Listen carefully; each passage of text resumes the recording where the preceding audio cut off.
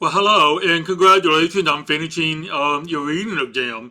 Most of you did really well, and you have demonstrated that you understand the basic features of reading Old Testament poetry. But the purpose of you learning this information is to give you the tool to actually analyze poetry in the Old Testament so that you can learn to appreciate on your own the power of poetry in the Bible to communicate to us today. But in order to do that, it takes practice, practice, practice. And what I want to do today is to give you a short primer on analyzing poetry of the Old Testament. And the purpose of this is to help you get started on your first assignment where you will be given a song and you will work to analyze that song. So you might want to view this lecture maybe more than once or take really good notes so that you can have at least a starter's guide in reading Old Testament poetry. Okay. Now, I would say probably the first thing is to put in one place a reference of the basic features of poetry, poetic devices, the kinds of parallelism that you've been reading, both in Grasping God's Word and in the lecture notes. And up to you, put it together into a reference that you can look at every time that you analyze poetry. Now, at least for me, I have a laminated sheet of the text Grasping God's Word. And it has all the main features of interpretation, like the spectrum of Bible translation, the interpretive journey here, and then there's a section on Old Testament poetry here. And it contains all the different devices, like parallelism, acrostic, metaphor, simile, hyperbole, and all that kind of stuff. So that's all here. So I encourage you to take the time to write down as a reference the main devices because you want to use that as a checklist as you analyze poetry. Okay. Then after you do that, just have that with you. I want to encourage you by saying that there is no tried and true method. If there was one correct method, then we will all know how to interpret, and we will interpret the same way, and that's it. It doesn't work that way. There's an art to reading poetry as well, because poetry is designed to be effective and to impact your emotion. And so the impact that poetry is going to have may differ depending on who the readers are, who the hearers are. So if you notice the YouTube videos were comparing poetry to like a multifaceted crystal. So if you're given a song or any piece of poetry, and you consider it like this crystal, that same crystal, the same song may affect different people in different ways because the text is multifaceted. There's a thickness and a richness in the text. And so we cannot comprehend completely at one go. So there's an art, and so part of it is to just dig in and start applying the features.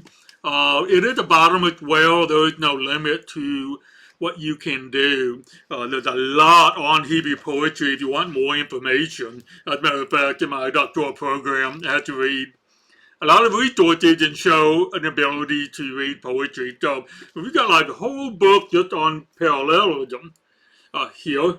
And I have another huge book on Hebrew verse structure, but probably the best book I've worked through several times is Classical Hebrew Poetry, a Guide to Technique, and it is just chock full of all different techniques and examples in the Old Testament. So there is a lot here. So don't even try to think we're going to master it all. It's more of like uncovering some of the richness and knowing that the richness will be infinite virtually. This is something that can nourish and sustain us spiritually for the rest of our lives. And it shows us that analyzing the Bible, it's more than just head knowledge. It's not reading and assuring us we know all the facts. It's about taking the time, slowing down to meditate, to reflect, use the tool so that it can have an impact on us. And you can read the same section of poetry at different times in your life, and it can have a different effect. So, really, the good starting place, I think, is humility, realizing that the text represents something greater than us, than we can understand, and we're laying ourselves at the feet of the text, the word from God, and then using the tool to help us hear something of God. So keep that in mind. For the 5 steps of the interpretive journey, the one that we're going to give most attention to is the first one, which is grasping the text in their town. So a lot of our analysis is examining how the poetry was constructed, put together, designed to communicate in their town. Okay, and if it was a big class, if it was a major class on interpretation, we would spend more time on the other stuff. But right now, I would just be happy for you just to know about the 5 steps. You know that they're there for you to complete the journey. But I will give a little bit of attention on how to move from analyzing the text and what it means today for us, and then if we're in ministry for our congregation here. Okay, so when we analyze, I'm going to give you a demonstration in a different video of Psalm 1, and I'm going to be marking the text and to be showing you some possibility of applying the devices. Okay, so that will be in the next video. But right now, I just want to kind of give you maybe some of the basic features of how you might approach analyzing poetry here. Obviously, the first is you need a really good English translation, but for poetry, because we might want to examine word order and parallel line. For the base translation, it's always good to pick a translation that's a bit more on the literal side. So if you look at the spectrum of translations here, something that's a little more to the center left. So NRSV is probably one of the best out there. But I mean, you can't go wrong either with English Standard Version. The New American Standard Version is hyper literal, but may also be good because we can't read Hebrew on this level. And so, but you want something that approximates the word order of Hebrew so that we can get an idea of the structure, see if there's inversion or chiasms and all that. So for the base translation, pick something a bit more literal. And it's up to you, but in our day and age with technology, it might be more user-friendly to use one of the online websites to get an electronic text. Put it in a blank document, and then you can put a lot of spaces, and then you can move lines around and organize the text however you want. So that's the first step, is to get the base translation, get it on like a document. You can use your own method of writing because, poetry is really short and compact, so you can't go wrong with just writing everything out. And as you write, you might think about writing in a way that different parts are parallel to each other, and so when you write it out, you think about the parallel component. So whatever works best for you in terms of low tech or high tech. Okay, so one translation, have it written out on a piece of paper with room around that can allow you to overlay your observation there. Now, once you have that down, then really the best thing to do is just have the poetic devices handy and just read through and see what devices come up. And if you ever get stuck, just pick one device like parallelism or hyperbole and list those.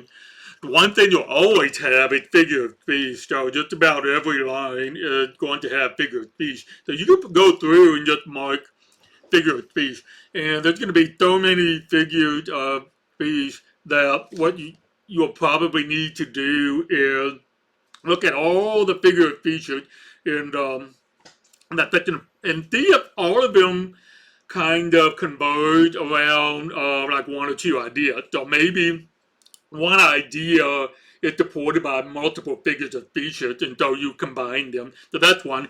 But there may be several figures of features, like I talked about the sun, the water, darkness, all in one point, and maybe you just want to pick one that you can look at. You can also mark words that are interesting that you want to know more about. So in Psalm 1, talked about meditating on the law day and night.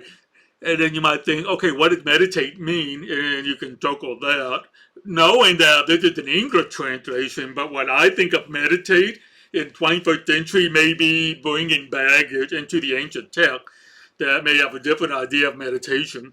And at that point, this is where you want to use other translations because really the easiest way to think about different ways that a word can be interpreted is find those words that you want to know that could have different meanings. And then at that point, that your first assignment in using different translations, find 5 or 6 translations across the spectrum and see what they all say about meditate, and you're going to come up with a good 4 or 5 different meaning of that word, and then that's already going to enrich your experience. Okay, so in addition to noting figures of speech and noting like a word that you want to analyze, the basic feature of poetry is parallelism. So what you will want to do is go section by section and find out what is the line. And as we said, a unit is a colon. And most often you might have 2 colons, which is a bicolon, and that's one line. Sometimes you have 3, that could be one line. Sometimes you just have 1 colon, that's a monocolon. And so what you want to do is just kind of mark and note, okay, we have one line that's a bicolon, it's parallel to this line that's a bicolon. Then we have a tricolon and another tricolon, and those are parallel. So you want to mark all of those, and then you want to note the purpose. So maybe a monocolon is used at the beginning and later in the middle. And we noted that the purpose of a monocolon might be to mark like larger sections, like a paragraphing. So perhaps a stanza is delineated by a monocolon there. And a monocolon could also be like an emphasis. So in addition to structuring the poem into larger parts, it could emphasize a major topic. So you want to look at all the parallel lines and just see how it's put together. After you identify the parallel lines, then you might start grouping them together and see if several like bicola or tricola or whatever you have might make up a larger section that we will call a trophy or a stanza. And ideally, especially like for a song, you might have maybe 2 or 3 stanzas. Okay, and you want to look at the features that mark them. Maybe there's a refrain that was separated or a monocolon. Maybe there's a change in speaker. So that's what you want to be on the lookout for. So that when you're done with that part, you have an idea of the nuts and bolts. What are the main sections, and then what are the parallel lines in between? You also might want to pay attention to some of the features that I mentioned earlier in Grasping God's Word on how to read sentences, paragraphs, and discourses. Again, don't need to know all of them, but I want to call attention to a couple that to pay attention to. Right? Probably the most important would be inclusio. And an inclusio is basically using a similar word phrase. It could be the same word, it could be a synonymous word, or it could be a contrast, but an idea that appears at the beginning and end of a unit. So a song could begin and end with a concept, and then individual like trophy or individual things that may also have inclusio. So you, for sure, you're going to want to look at inclusio. Yeah. Another thing they mention is repetition. So as you read through, look for repetition. What words are repeated over and over and over again? And that's the second thing. Probably the third, and I would say this is especially important for poetry, is the tone. Okay, and especially then poetry designed to be emotional. What are there tones in the poetry that designate a tone, like a wailing, a lament, a praise, a thanksgiving? And then one way to think about what the tone might be is as you're reading the song, what soundtrack are you hearing? Okay, are you hearing a John Williams thing, or Manuel Miranda, or Beethoven, Mozart, hip hop? What soundtrack are you hearing? And that can give you a clue to the tone. Okay, so to summarize real quickly, in addition to the poetic devices that you have already studied, you want to pay attention to repetition of words, to inclusio, which is repeating words to indicate the boundaries of a larger text, and then the tone, and see if the tone can help with the emotional tone. Remember, the song was most likely set to music or designed to be chanted, and right now, and that's all lost to us today. And if we just analyze it in terms of words and silence, I think we're losing a lot of the power. And so it'd be really good to kind of envision how that might sound, emotionally to us. And, all right, so those are all the nuts and bolts. And then what we always want to do, and the job is never done.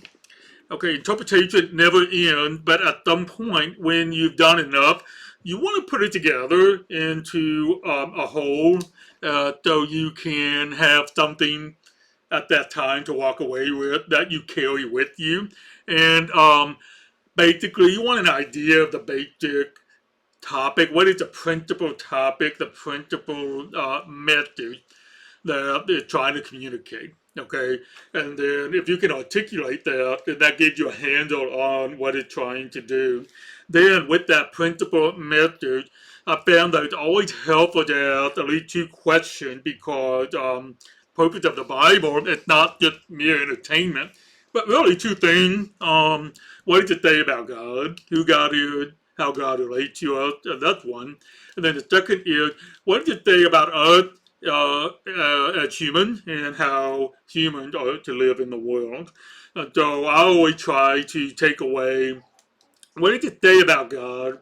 What does it say about human in the world today? And if you can identify those two based on the features that you observe, then you're allowing the actual structuring in the poem, the wordplay and everything that's there, to form the parameters and allowing, I think, God to have that impact on you, and impacting not just your mind but the whole person, and which is really, I think, the essence of spirituality as I would say encapsulated in Deuteronomy 6:4 in the Shema, repeated by Jesus, is that our devotion to God is with our mind, our fullest capacity, our fullest strength and potential, with our fullest emotion and heart. So with the songs, especially the emotions there, and then we want to make sure we attend to that and integrate it into the whole being so that we can be completely well-rounded individually, and then also well-rounded in the community of faith. Okay, so that in a nutshell, and of course, if you're completely bewildered, that's fine. Just listen to this lecture, and then now click on the next lecture where I'm going to do a demonstration of putting what I've just said now into practice in analyzing Psalm 1. Okay, and to Psalm 1 that we'll now take a look at. All right, so for now, I would say adios and farewell. And shalom, three different languages. Auf Wiedersehen. 4. Okay, bye.